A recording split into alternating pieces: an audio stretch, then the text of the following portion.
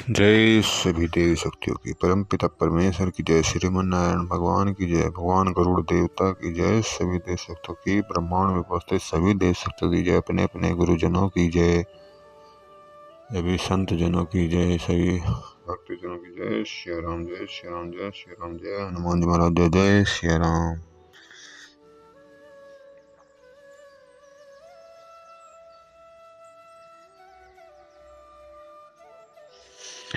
पक्षीराज गरुड़ ने भगवान विष्णु से निवेदन किया कि हे प्रभु, मैं तीनों लोकों का भ्रमण करने के बाद उसमें रहने वाले लोगों को देखकर यह निष्कर्ष निकाला है कि सभी दुखों में डूबे हुए रहते हैं। मेरा अंतःकरण पीड़ा से भर गया है। स्वर्ग में दैत्यों की शत्रुता से भय है। पृथ्वी लोक में मृत्यु रोग तथा अभिषिक्त वस्तु के वियोग से, पाताल लोक में रहने वाले नाग आदि को मेरे भय से दुख सत बना रहता है। लोक कल्याण के लिए गरुड़ द्वारा पूछे गए प्रश्नों का भगवान विष्णु द्वारा समाधान इस पुस्तिका के माध्यम से द्वारा पेश करने का प्रयत्न किया गया है। पक्षीराज गरुड़ भगवान विष्णु जी से पूछते हैं, प्रभु यह बताने की कृपा कीजिए कि प्राणी कैसे मरता है और मरने के बाद कहाँ जाता है। मरणासन व्यक्ति को किस कारण पृथ्वी पर सुलाया जाता है। उसके नीचे कुशा और तिल क्यों बिछाए जाते हैं। उसके मुख में पंचरत्न क्यों डाला जाता है। मृत्यु के समय गौदान अन्य वस्तुएं का दान क्यों किया जाता है। उस समय प्राणी अतिवाहिक शरीर कैसे प्राप्त करता है। अग्नि देने वाले पुत्र पोत उसे कंधे पर क्यों ले जाते हैं। सब मृत को लेप क्यों किया जाता है। शव के उत्तर दिशा में यम सूतक का पाठ क्यों किया जाता है। मरे हुए व्यक्ति के पीने के लिए जल एक ही वस्त्र धारण करके क्यों किया जाता है। शव का दाह संस्कार करके उस व्यक्ति को अपने परिजनों के साथ बैठकर भोजन आदि क्यों नहीं करना चाहिए। मृत व्यक्ति के पुत्र 10वें दिन के पहले किस लिए 9 पिंडदान कर देते हैं। शव का दाह संस्कार तथा उसके अंतराल तर्पण की क्रिया क्यों की जाती है। किस विधान से पितरों को पिंडदान देना चाहिए। उस पिंड को स्वीकार करने के लिए उनका आह्वान कैसे किया जाता है। दाह संस्कार के बाद अस्थि विसंचयन और घट फोड़ने की विधान क्यों है। 10वें दिन शुद्धि के लिए सभी परिजनों के साथ खाना तथा पिंडदान क्यों करना चाहिए। एकादश को पिंडदान करने का क्या प्रयोजन है। 13वें दिन पत्रदान आदि क्यों किया जाता है। वर्ष पर्यंत 16 श्राद्ध क्यों किए जाते हैं। हे प्रभु, मनुष्य का शरीर अनित्य है और समय आने पर ही मरता है, किंतु मैं इस छिद्र को नहीं देख सकता जिससे जीव निकल जाता है। प्राणी के अपने जीवन काल में किए हुए पाप पुण्य दान आदि शरीर के नष्ट हो जाने पर उसके साथ कैसे चले जाते हैं। मरे हुए प्राणी के लिए स्पिंडरीकरण क्यों होता है। जो मनुष्य पापी दुराचारी अथवा हतबुद्धि है, मरण के बाद वह किस स्थिति को प्राप्त होता है। हे उपेंद्र, मनुष्य की मृत्यु के समय उसके कल्याण के लिए क्या करना चाहिए। मृत्यु और शमशान भूमि तक पहुंचने की कौन सी विधि है। चिता में शव को जलाने की क्या विधि है। तत्काल तथा विलंब से उस जीव को कैसी दूसरी देह प्राप्त होती है। यमलोक संयमनी नगरी को जाने के लिए वर्ष पर्यंत कौन सी क्रियाएं करनी चाहिए। दुर्बुद्धि अथवा दुराचारी व्यक्ति की मृत्यु होने पर उसका प्रायश्चित क्या है। प्रायश्चक आदि में मृत्यु होने पर पंचक शक्ति शांति के लिए क्या करना चाहिए। बहुत से पापों को करने पर इस संसार को पार कर प्राणी आपको कैसे प्राप्त करता है। हे देव, आप मेरे इस संपूर्ण भ्रम को विनष्ट करने में समर्थ हैं। मैंने आपसे यह सब लोक मंगल की कामना से पूछा है, मुझे बताने की कृपा करें। श्री कृष्ण जी गरुड़ से कहते हैं, हे पक्षीराज, तुमने जो मानव कल्याण के लिए अपनी जिज्ञासा व्यक्त की है वह श्रेष्ठ है।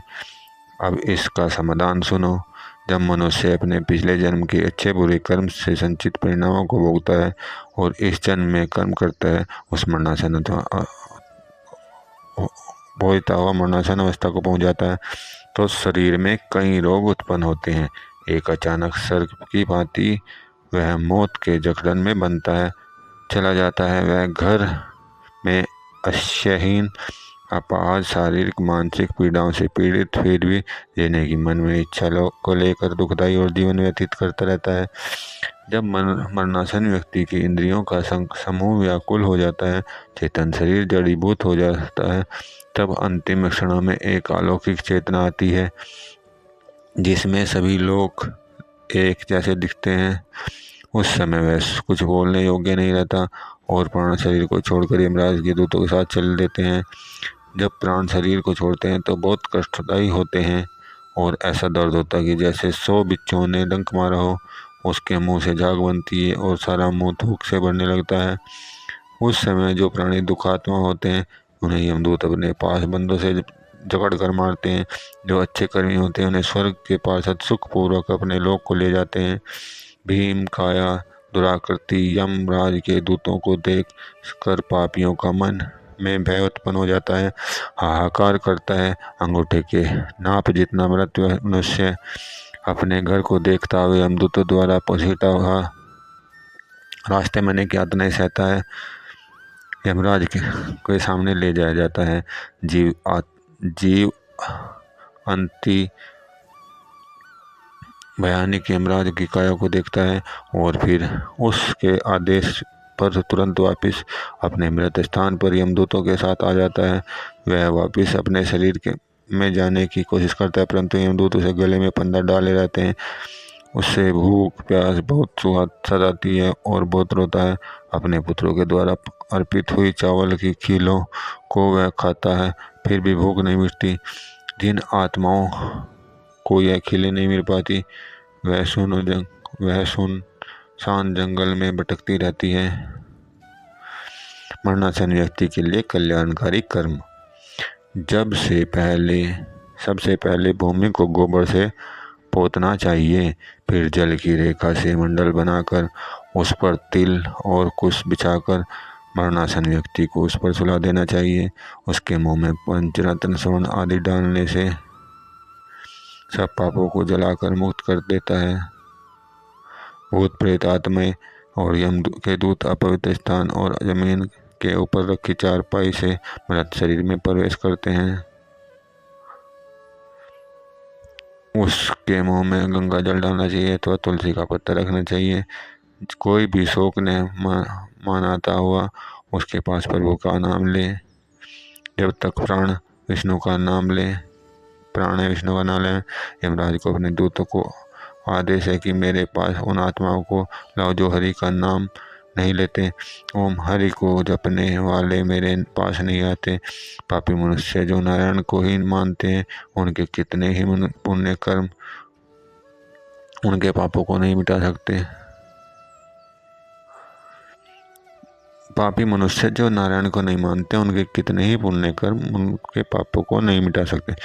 हे गुरुड़, जाने या अनजाने में मनुष्य जो भी पाप करते हैं उन पापों की शुद्धि के लिए उन्हें प्रायश्चित करना चाहिए। शास्त्रों में दया 10 विधि स्नान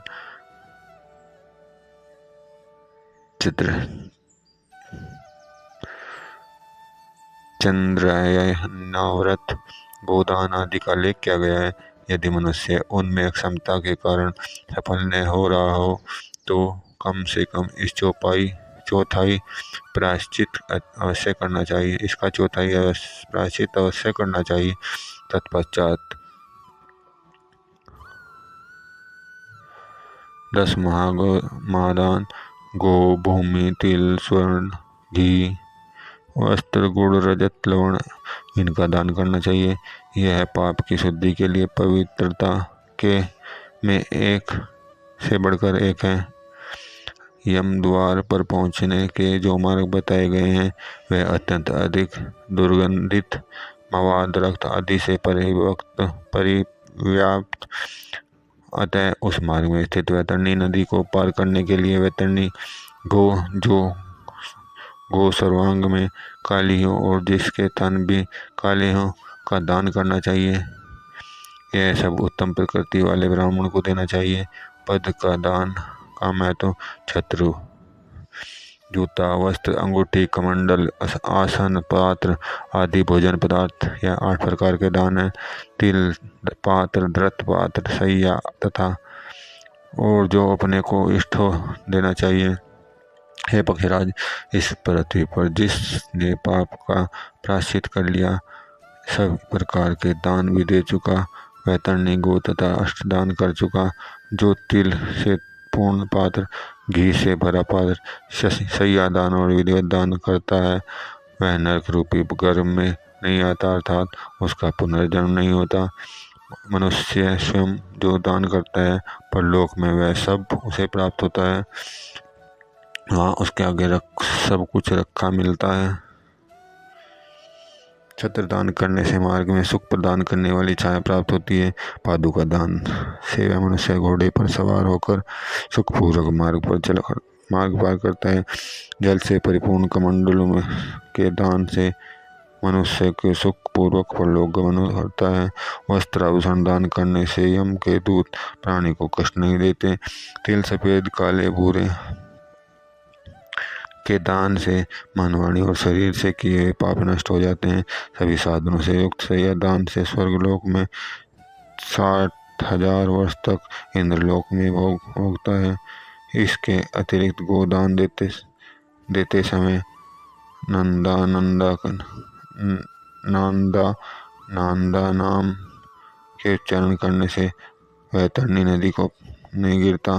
दुखद और बीमारी के समय तिल, लोहा, सोना, रुई का वस्त्र, नाम, साथ अनाज, भूमि का टुकड़ा देने से पाप कर्मों की शुद्धि होती है। लोहा दान करने से यम की नगरी में नहीं जाना होता। लोहे का दान हाथों को जमीन से के साथ छूते हुए देना चाहिए। यमराज के हाथों में कई प्रकार के लोहे के अस्त्र होते हैं। यह दान उन अस्त्रों के प्रभाव को कम करता है। सोने का दान यमराज की सभा में उपस्थित ब्रह्मा और दूसरे ऋषि मुनियों को प्रसन्न करता है, जो कि वरदान की संज्ञा रखते हैं। रुई के वस्त्र से यमदूत कष्ट नहीं देते। 7 अनाजों के दान यम द्वारों पर तैनात कर्मचारी आनंदित होते हैं। भूमि के टुकड़े पर जिस पर सब फसलों देने से इंद्रलोक की प्राप्ति होती है। पूरे होश में रहते हुए एक गोदान बीमार अवस्था में 100 और मनासन समय में 1000 गोदान करने के बराबर है।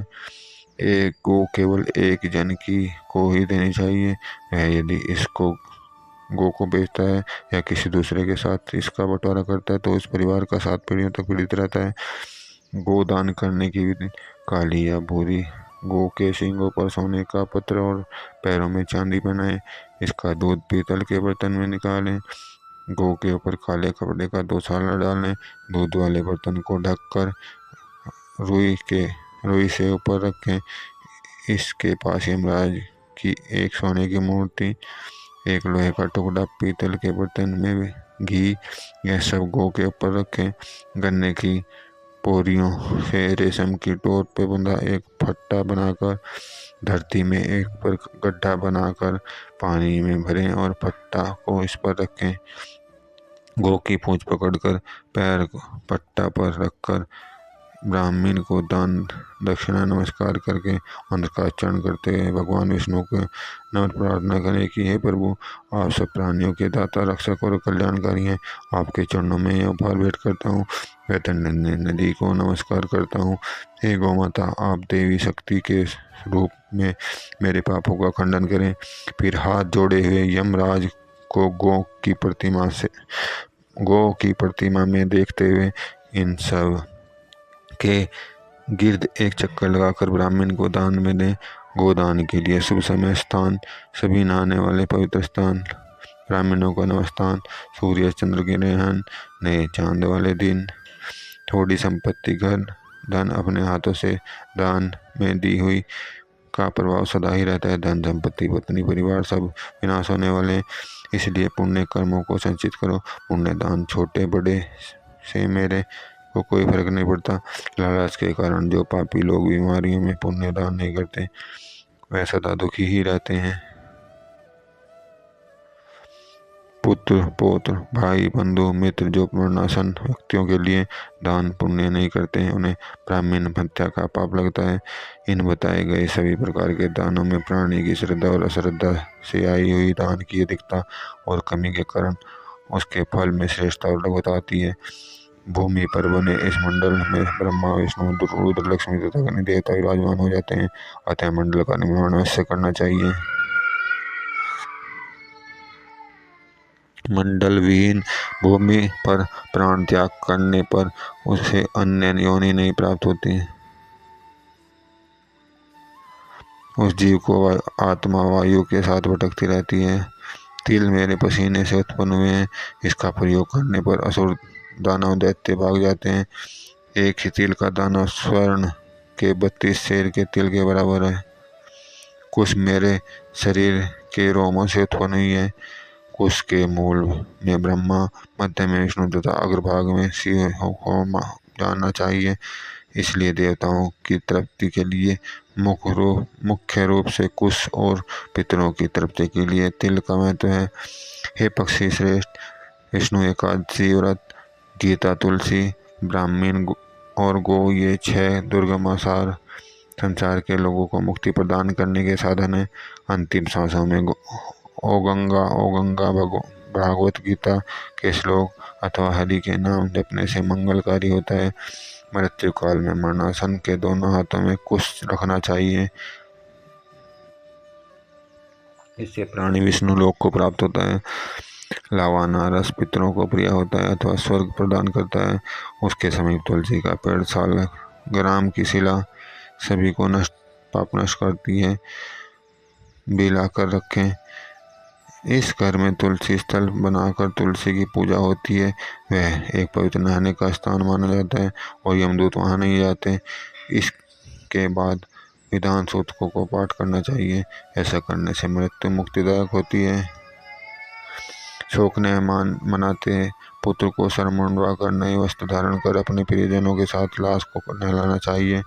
इसके बाद मरे हुए व्यक्ति को शरीरगत विभिन्न स्थानों में मुख, नाक के छिद्र, नेत्र, कान, लिंग, ब्राह्मण पर सोने के सलाखे रखें।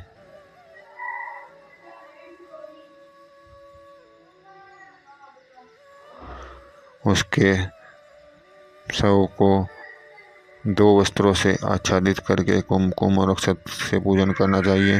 घर की बहुरानी और दूसरों को लाश की गिर्द चक्कर लगाकर उसे पूजना चाहिए और मरण स्थल पर चावल की खीर अर्पित करना चाहिए। ऐसा करने से धरती माता और दिव्य शक्तियाँ प्रसन्न होती हैं। पुष्पों की माला से विभूषित हो करके उसे पुत्र बंधुओं के साथ द्वार में ले जाया जाए। उस समय पुत्र को मरे हुए पिता के शव को कंधे पर रख कर स्वयं ले जाना चाहिए। यदि मनुष्य को मोक्ष नहीं मिलता हो तो पुत्र नरक से उसका उद्धार कर देता है। जो पुत्र लाश को कंधा देता है उसे हर कदम पर अश्वमेध यज्ञ का फल मिलता है। दाह संस्कार। पुत्र और पौत्र यदि विधि पूर्वक अंतिम संस्कार करते हैं तो वह पुश्तैनी कर्ज से मुक्त हो जाते हैं। दाह संस्कार के अंतर्गत 6 पिंडदान देने की विधि है। पहला पिंड मुक्त स्थान पर, दूसरा पिंड द्वार पर, तीसरा पिंड चौराहे पर, चौथा पिंड विश्राम स्थान पर, 5वां पिंड चिता पर और 6ठा पिंड अस्थि संयन के समय शमशान घाट में आधा रास्ता पर रुक कर लाश को स्वच्छ स्थान में आधे रास्ते पर रुककर लाश को स्वच्छ स्थान में नहलाकर चारों दिशाओं में पूजा करनी चाहिए। तभी से शमशान भूमि पर सर उत्तर दिशा की ओर करके लेटाना चाहिए। जलने वाली जगह को साफ करके गोबर का लेप करें। इस स्थान पर पहले कोई लाश न जली हो। कुछ मिट्टी को बटोर कर उसकी मूर्ति बनाकर पानी से छिड़क कर पूजा करके अग्नि स्थापना करें। अग्नि की पूजा रंगदार चावलों को करते हुए अग्नि शक्ति को संबोधित करें। लोमान इस संसार में यह प्राणी चला गया है। इस अर्थ आत्मा को स्वर्ग में प्रदान करें। इसके बाद चिता का निर्माण करें। लाश को उस पर रखें। मृतक के हाथों में और चिता पर लाई के दाने रखें। इस प्रकार मृतक को 5 लाई के दाने मिलने से वह घर वालों को परेशान नहीं करता। शमशान भूमि में शूद्रों द्वारा पहुंचाई गई वस्तुओं से वहां किया गया संपूर्ण कर्म निष्फल हो जाता है।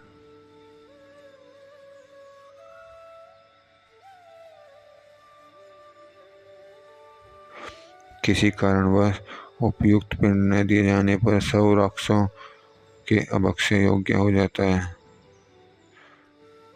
राक्षसों के भक्षण योग्य हो जाता है। दाह संस्कार कार्य में चांडाल के घर की अग्नि, चिता की अग्नि और पापी के घर की अग्नि का प्रयोग नहीं करना चाहिए। जब चिता में शव का आधा शरीर जल जाए, उसकी खोपड़ी को किसी लकड़ी से डंडे से भंग करके ताकि पितरों की दुनिया में चला जाए, तिल मिश्रित घी अर्पित करें। पुत्र को यह इस समय भावुक होकर रोना चाहिए ताकि वह सदा प्रसन्न रहे। जब चिता जलकर समाप्त हो जाए तो पहले स्त्रियों को बाद में पुत्रों को नहाकर नीम वृक्ष का एक एक पत्ता खाना चाहिए। घर को जाने के समय स्त्रियों को आगे चलना चाहिए। दोबारा घर में स्नान करने के बाद पुत्र को पहला गो को खाना देकर पत्ते की प्लेट पर स्वयं खाना खाना चाहिए, किंतु खाना पहले से ही बना नहीं होना चाहिए। मृत्यु वाले स्थान को गोबर से साफ करके एक दीपक 12 दिन तक उस स्थान पर जलता रहना चाहिए। अग्निदाह पंचक में नहीं करना चाहिए। जो प्राणी पंचक में प्राण त्यागता है उसकी मुक्ति नहीं होती। दाह संस्कार भी नहीं करना चाहिए, वरना घर में एक और मृत्यु हो सकती है। मास के प्रारंभ की घनिष्ठा नक्षत्र में आर्ध भाग को लेकर रेवती नक्षत्र का समय पंचकाल कहा जाता है। पंचक में दाह संस्कार करना हो तो कुश के मानवाकार के 4 पुतले बनाकर नक्षत्र मंत्रों से उनकी अभिमंत्रित करके शव पर रख दें और उन्हीं पुतलों के साथ 10 संस्कार करें। पुत्रों के द्वारा पंचक शांति भी करनी चाहिए। 3 दिन तक चौराहे या चिता वाली जमीन पर एक मिट्टी के कच्चे बर्तन में जो कि 3 लकड़ी की डंडियों से बंधा हुआ हो, दूध और पानी से भरा हुआ अर्पण करें।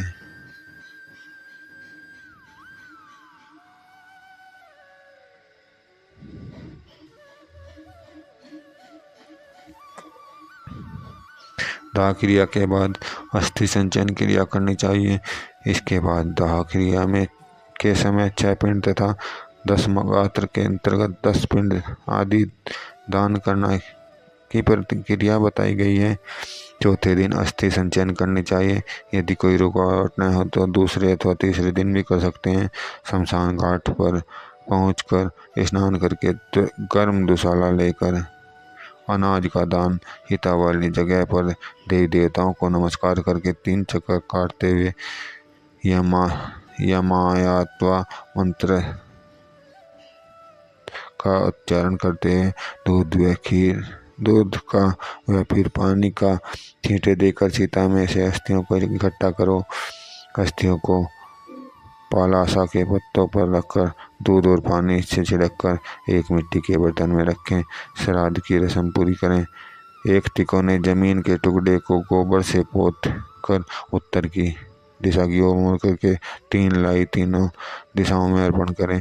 अस्थियों को इकट्ठी करने के बाद एक 3 टांगों वाले स्टूल पर बिना मुंह ढके पानी से भरा हुआ एक जार रखें। मृतक के लिए उबला हुआ चावल के साथ दही और घी, पानी और मिठाई अर्पण करें। 15 कदम उत्तर दिशा की ओर चलकर जमीन में एक गड्ढा बनाकर अस्थियों वाला बर्तन उसमें रखें। एक लाई उस पर रखकर जलने के समय जो पीड़ा हुई उसे दूर करती है। बर्तन को किसी वाटर टैंक के पास ले जाएं। अस्थियों को कई बार दूध और पानी से छिड़ककर संदल आदि का लेप कर पूजा करें।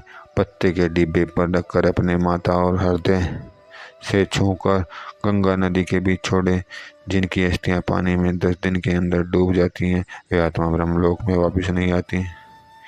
जितनी देर अस्थियां तैरती रहती हैं वह स्वर्गलोक में रहता है।